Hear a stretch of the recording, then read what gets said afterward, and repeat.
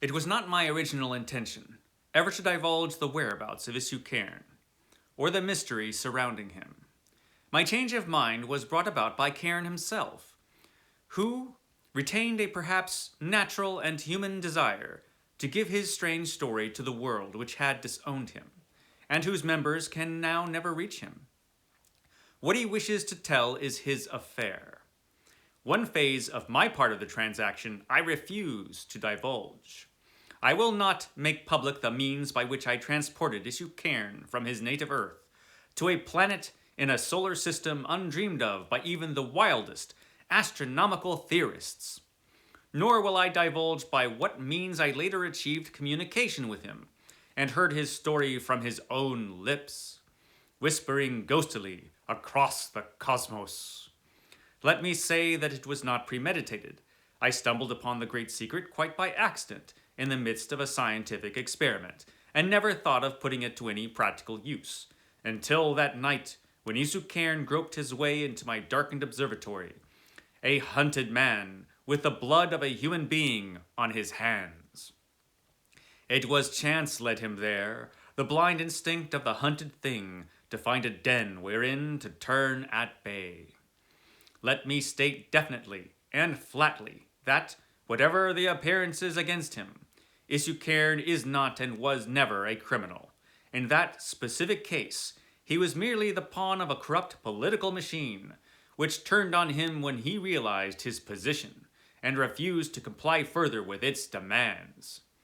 In general, the acts of his life which might suggest a violent and unruly nature simply sprang from his peculiar mental makeup. Science is at last beginning to perceive that there is sound truth in the popular phrase, born out of his time. Certain natures are attuned to certain phases or epochs of history, and these natures, when cast by chance into an age alien to their reactions and emotions, find difficulty in adapting themselves to their surroundings. It is but another example of nature's inscrutable laws, which sometimes are thrown out of stride by some cosmic friction or rift, and result in havoc to the individual and the mass. Many men are born outside their century. Izu Cairn was born outside his epoch. That, my friends, is from Robert E. Howard's interplanetary adventure, Almuric. So welcome, my friends, welcome to the Rustic Von Lodge and the Robert E. Howard Show. Yes, it is the Robert E. Howard Show once again. Lately on the Robert E. Howard Show, we've been talking about Kull, King Kull from the Kull stories, and we're nearly done with that. We're going to finish up that next week. But I thought this week I'd do something a little different. I'm going to be talking about Robert E. Howard's interplanetary novel, Almuric. Something that was very different for him. And also, it is one of his lesser-known works, Almuric. I first stumbled upon it in a beat-up, battered old Ace paperback. I thought the cover looked cool. And I was a little kid when I found it, and I picked it up, I think in a thrift store or something. And I didn't realize at the time that it was written by the creator of Conan when I picked it up. I was familiar with Conan at that time only through the comic books. And this novel is written very much in the style, well, if not the style, it's an interplanetary adventure in the tradition of Edgar Rice Burroughs' Martian series. This novel bears a lot of similarities to A Princess of Mars. I read this book actually before I read A Princess of Mars. Now, it's not as good as Princess of Mars, but it is good, and there are a lot of things to recommend it. And it's interesting for a lot of reasons. This novel was written for the British market. Robert E. Howard was trying to break into the British market by writing a novel, and he wrote 2 novels for the British market that were not ever published during his lifetime as novels.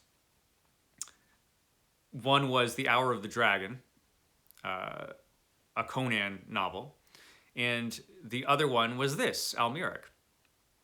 And this was never published at all in his lifetime, Almuric. It was actually unfinished.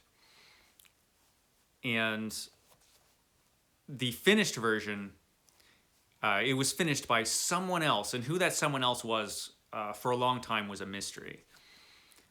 I believe this mystery is now solved, although some Robert E. Howard fans disagree. It was published finally in Weird Tales in May 1939 as a 3-part serial. So it was a 3-part serial over 3 different issues of Weird Tales. So this was a while after Robert E. Howard had passed away. Farnsworth Wright, the editor of Weird Tales, really liked this story, which he got from Otis Adelbert Klein, which was Robert E. Howard's literary agent. For a long time, Otis A. Klein, who was the author of such science fiction adventure novels as Port of Peril and Prince of Peril, which are fun books. You should read those. They're written very much in the Edgar Rice Burroughs tradition. And they're not as good as Edgar Rice Burroughs' books were, but they are worth reading. And you can find them easily on Kindle and things like that. But for a long time, it was thought that Otis A. Klein finished this story, which would make sense. He was Robert E. Howard's literary agent. He might have been the person that suggested this type of story to Robert E. Howard. And he did write this kind of thing. But a few years ago, a letter turned up, which was a letter from the editor of Weird Tales, Farnsworth Wright, to Sam Moskowitz. It was a letter dated January 4th, 1939. And in it, Farnsworth Wright says, I really like this story. It's not quite finished, so I finished it and I've prepared it for publication. So it sounds like from this letter that Farnsworth Wright is saying, I finished it, which he could have very well done. It wouldn't have taken much. This novel was, the first half was, according to Farnsworth Wright, the first half of the novel was done. The second half was kind of a draft. And the last couple pages are obviously written by someone else. And I'll tell you why in a minute, why it's so obvious. And so what Farnsworth Wright actually had to do was not much. A little bit of tinkering in the second half, which is mostly Robert E. Howard's work, and the last couple pages of the story, which are very different from the rest of the story. So it's very obvious that someone else wrote the last couple pages. The story itself is an interplanetary adventure in the tradition of Edgar Rice Burroughs, very much modeled after A Princess of Mars. Just Robert E. Howard's, very testosterone-fueled version of that. It's really cool. This story and what Robert E. Howard does with this kind of story. Robert E. Howard, who is a great fantasy writer, but he never went in for science fiction too much, with a couple of exceptions, this being one. Although most of this is a fantasy adventure type of story. The only science fiction in it really is at the beginning, where Izu Cairn is transported to the planet of Almuric by this scientist in the scientist's observatory. And as you saw from the beginning, the narration from the scientist, we never know exactly how this works. And it doesn't matter because it's just a mechanism to get Cairn from the Earth to Almuric. Now, once Cairn is transported to Almuric, he's transported naked. He's got nothing to help him on this planet. And he immediately has to fight all of these monster animals. And the beginning of this book is pretty strong, where he is confronted with all the dangers of this planet and has to survive. Very exciting beginning. Cairn is well, he's a throwback. He's a man born out of his time. He's very much a guy like Conan or Kull. He's a big barbaric brute of a man who cannot function in 20th century society because he is, so big and strong, and he just doesn't fit in with 20th century society. He's not civilized enough. And so this planet, Almuric, is perfect for him. Eventually he runs into people, the Guras. They're big, hairy people, but they're people.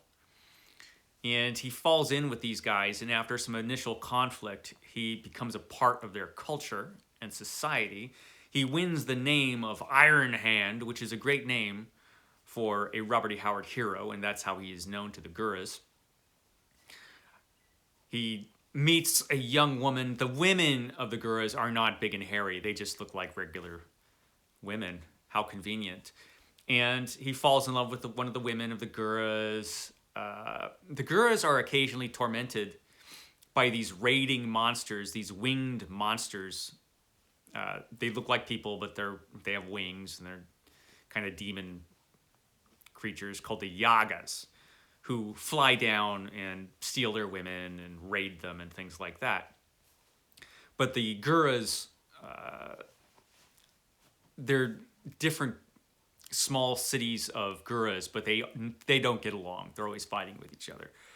So Iron Hand gets a bunch of these different groups of Guras together, and he goes and fights the Yagas and defeats the Yagas.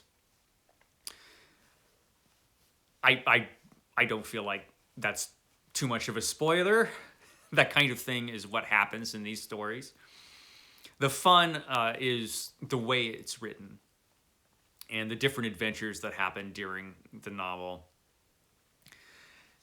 The last couple pages of this are obviously written by someone else. That someone else almost certainly being Farnsworth Wright. Because at the very end of the story,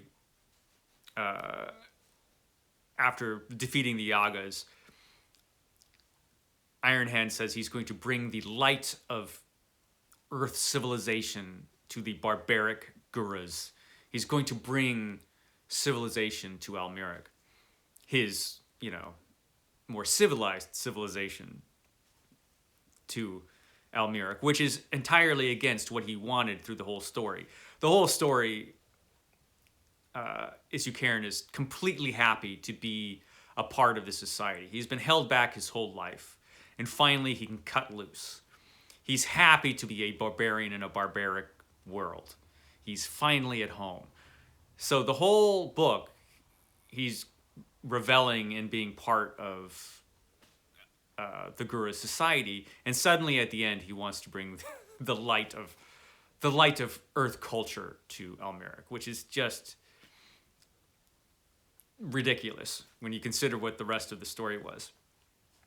And other things about the last few pages are clearly it's written by someone else. But most of this book is Robert E. Howard, and it's Robert E. Howard's version of an Edgar Rice Burroughs story. So that in itself is really interesting. It's a fun book. It's a lot of fun. It was a great introduction to Robert E. Howard's writing. It's just complete action. Iron Hand is the ultimate tough guy.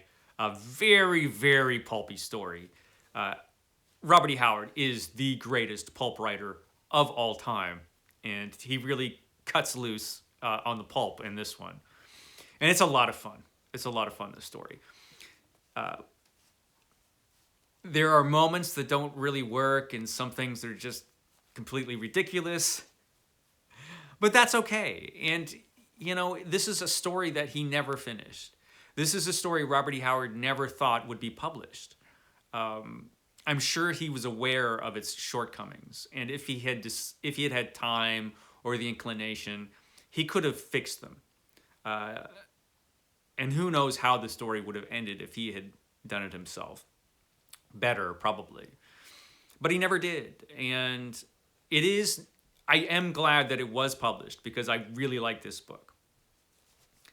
Unfinished and as imperfect as it is. It's a lot of fun. And if you're a real Robert E. Howard fan, you're going to want to read it. Fortunately, it's easy to find. If you have a Kindle, you can get it. It's cheap. You can get it easy. I don't think it's in print at the moment, but you can find copies of it pretty easy. This was printed many times in paperback. Most recently, I don't want to say just a few years ago, maybe 10 years ago. I can't remember when the last publication of this was. But yeah, it's easy to get. And I recommend it. It's a lot of fun. So that was my Robert E. Howard show for today. Catch me next week when we conclude talking about the Cull stories. And after that, we're going to move right into the Bran Mak Morn stories, the Pictish King, which are some of his greatest stories. The Bran Mak Morn stories are great. So yeah, we're going to talk about that. Okay, guys, you have a great day.